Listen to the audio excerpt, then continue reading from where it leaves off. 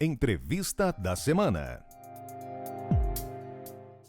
Nosso convidado de hoje é o Dr. Hudson Bessa, economista, especialista no mercado financeiro. É um prazer tê-lo conosco. Prazer, todo meu, Cury. Muito obrigado pela oportunidade de estar aqui conversando com você. É um prazer. Nós que nos sentimos honrados. Obrigado.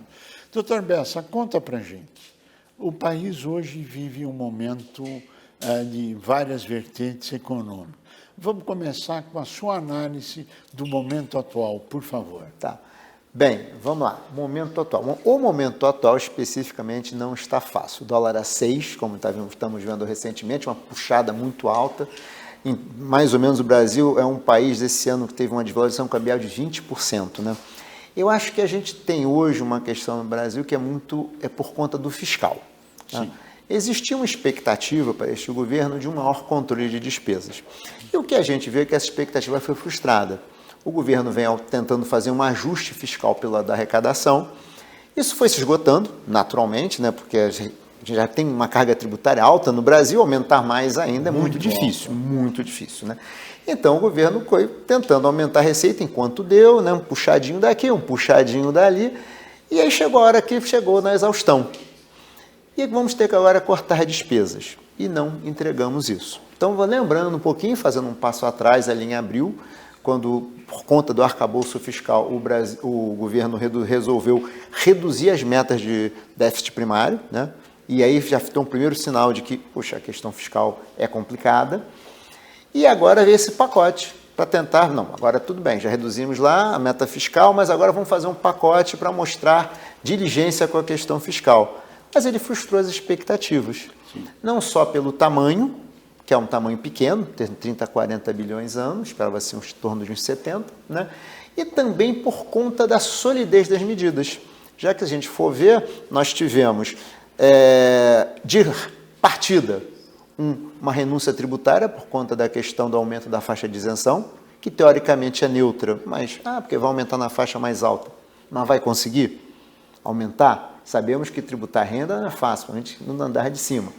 Segunda coisa, as outras medidas, ao longo de anos, até 2031, elas vão surtindo efeito.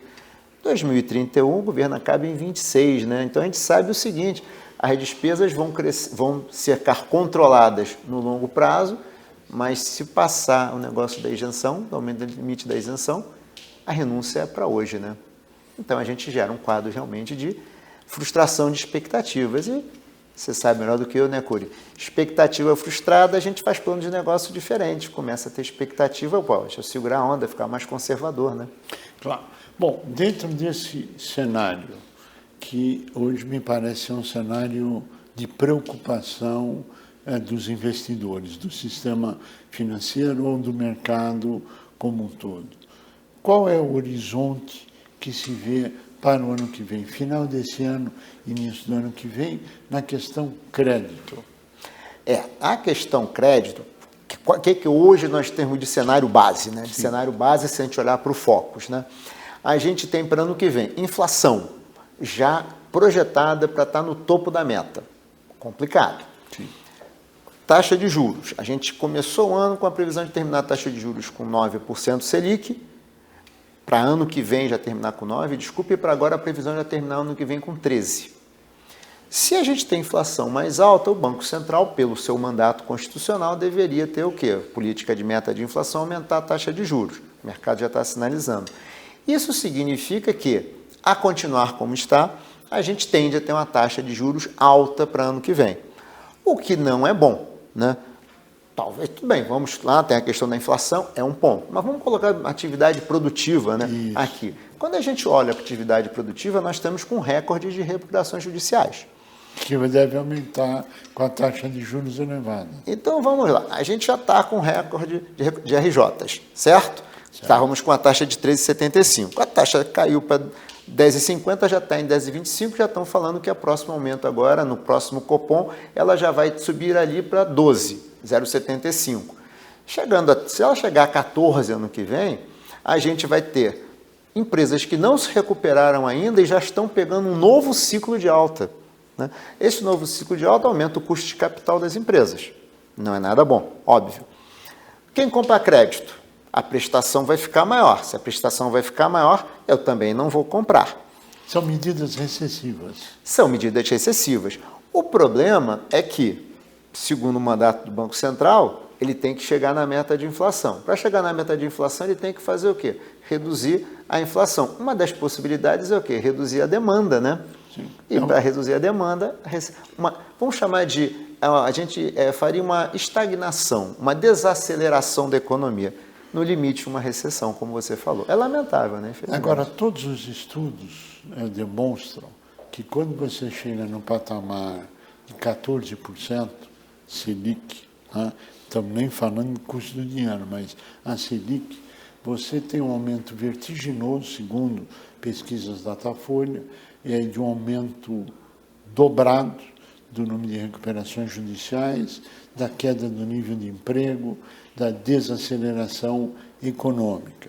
Isto agrava o quadro da macroeconomia e piora o cenário, ou isto é o horizonte que o mercado está esperando? Porque ele vai ser o grande prejudicado. Quem emprestou dinheiro vai perder esse dinheiro. Sim, com certeza. E como é que fica esse equilíbrio? Na sua... Como especialista, por favor. A economia não é a ciência exata. Exatamente. Não é a ciência exata.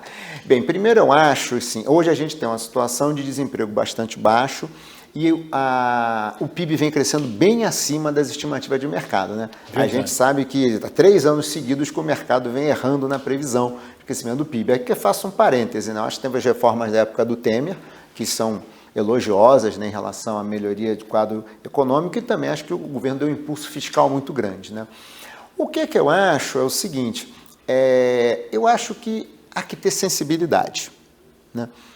Faz sentido você parar um país inteiro e botar um país numa taxa de uma recessão e uma taxa de desemprego de 10%, 14% ao ano? Acho que não. Eu acredito no bom senso. Eu acredito que o governo vai ter medidas de contenção de gastos mais efetivas e que o Banco Central não elevará os juros a um patamar que torne a atividade produtiva inviável. Eu não acredito. Porque se a gente pegar um livro de teoria econômica, é fácil. Como é que se reduz a inflação? Bota a taxa de juros em 50%, ninguém compra nada, se ninguém compra nada, o preço cai. Mas isso é factível?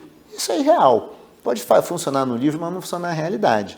Na realidade, o que vai ter, eu acho que o governo vai emitir sinais de maior seriedade de equilíbrio fiscal e o Banco Central vai ser comedido ou vai analisar, como fala o Jeremy Powell do Banco Central americano, né? Vamos pilotar olhando para os dados mês a mês. A cada 45 dias a gente olha para o dado e vai fazendo. Porque não interessa para ninguém que o Brasil pare, né? Não acho que é uma política deliberada e não acho que é uma política que vai funcionar. Posso fazer um parêntese? Claro, por favor. Vou fazer um parêntese que eu acho importante também. Se você começa a ter taxa de juros muito alta, a dívida pública aumenta muito. Se a dívida pública aumenta muito, você começa a pagar muitos juros sobre a própria dívida. E vocês entram numa situação de talvez ter que emitir mais dívida para pagar mais dívida. E entra num quadro de dominância fiscal, que é um quadro onde a taxa de juros começa a não mais surtir o seu efeito. Então, assim, o Banco Central não vai querer correr esse risco, porque esse é um caminho sem volta. Nós já não estamos beirando isso? Eu ainda prefiro acreditar que não. Acho que o Banco Central, a gente ainda tem espaço para ter uma política fiscal mais contracionista e uma taxa de juros que talvez não precise esticar tanto a corda. Eu acho que o cenário hoje, talvez seja a melhor resposta para a sua pergunta, o cenário hoje ele é muito preocupante, porque o risco de dominância fiscal ele existe, ele é um risco real, digamos assim, deixou de ser um risco teórico. Mas eu talvez seja um pouco otimista, mas acho que estou mais para realista, acho que não. Acho que a gente não está ainda aí. O Brasil corre risco de quebrar? Eu não acredito. Vamos lá. O Brasil é uma economia muito... Eu não gosto de comparar, mas vamos botar a Argentina. Um país que hoje está numa situação bastante complicada, né? Parece que o Milei está tendo uma agenda que está até tendo alguns pontos favoráveis. O Brasil é uma economia maior, bem maior. O Brasil é uma economia da América Latina e tal, não se discute. É uma economia complexa, com uma indústria forte, uma indústria diversificada, uma produtividade em vários setores da indústria alta, uma agricultura, um agro fortíssimo também, e uma tecnologia que tudo bem, pode melhorar, mas uma tecnologia bastante embarcada já na economia. Eu não acho que uma economia complexa e grande como a brasileira quebra assim. A gente tem reservas altíssimas, perto de 400 bilhões de dólares também. Institucionalmente, a gente também faz parte da nossa complexidade. Nós temos instituições fortes também. Felizmente. Felizmente, nós temos instituições fortes. Pode-se discutir da polarização para cá, mas o Brasil está funcionando. O Congresso está ali aberto, está tudo funcionando direitinho e tal. Com críticas daqui ou de acolá. Então, não acredito que a gente vai quebrar. Eu acho que a gente vai... Economista gosta de fazer uma brincadeira que o Brasil, quando chega perto do abismo, olha, volta e diz, não, peraí, está muito perto, agora eu tenho que tomar juízo. Eu acho que é um pouco disso. A gente está chegando muito perto de olhar e ver, vou cair daqui a pouco. Então, não acredito que não vai quebrar, não. Não acredito. A diferença da ciência exata e da economia é que os atores são pensantes. É verdade. E que mudam o quadro de acordo com a evolução. Bem, nós estamos chegando ao final do nosso tempo, mas eu gostaria que você fizesse uma avaliação. Isso que está acontecendo no Brasil, essa polarização, aumento de dívida, etc. É um movimento que está acontecendo no mundo inteiro? Vamos lá, vamos colocar de 2 pedaços, né? Sobre polarização. Eu acho que hoje há na sociedade, as sociedades elas estão polarizadas, né? Basta ver a eleição americana recente, né? Bastante polarizada. A eleição na França foi polarizada, na Alemanha, o mundo está muito... O Brasil, né? Está uma polarização. Hoje parece que tem pouco espaço para discussão e troca de ideias. Cada um tem a sua verdade e não quer ouvir a do outro, né? Como cada um tem a verdade absoluta, não há por que ouvir o outro. Então, acho que isso é um problema. Os ouvidos andam muito tapados, né? Essa questão de dívida, pós-pandemia, todos os países aumentaram muito sua relação dívida-PIB, né? Todos eles. Então, hoje a gente tem, o FMI soltou um relatório muito interessante, falando que dívida pública e privada, também privada, estão em tamanhos recordes no mundo. Então, inclusive, é um risco, né? E aí faço um parênteses também, com o Trump entrando, né? Dependendo realmente dele fazer o tarifácio, os Estados Unidos virar um país mais inflacionário, a taxa de juros lá pode subir. A taxa de juros lá subindo e permanecendo alta num patamar elevado, pode ser que alguns países que também vão elevar sua taxa de juros, porque o de capital no mundo é competitivo. Se lá está mais alto e o risco é mais baixo, eu vou para lá. Então, se aqui o risco é maior, eu tenho que aumentar para manter alguma paridade. Nesse sentido, a gente pode até ter uma crise de dívidas aí pelo mundo. Então, assim, dívida alta é uma tendência hoje, é uma realidade, polarização é uma realidade. E, infelizmente, a polarização sendo uma realidade, ela tem um problema, que ela tira o espaço da conversa e do consenso. Nós, infelizmente, chegamos ao final do nosso tempo. Não acredito, já?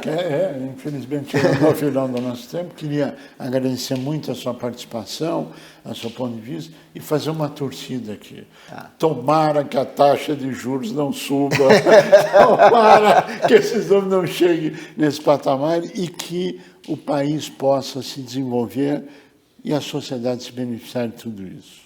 A você que esteve conosco, nosso mais profundo agradecimento. Com a certeza que estaremos juntos na semana que vem. Até lá!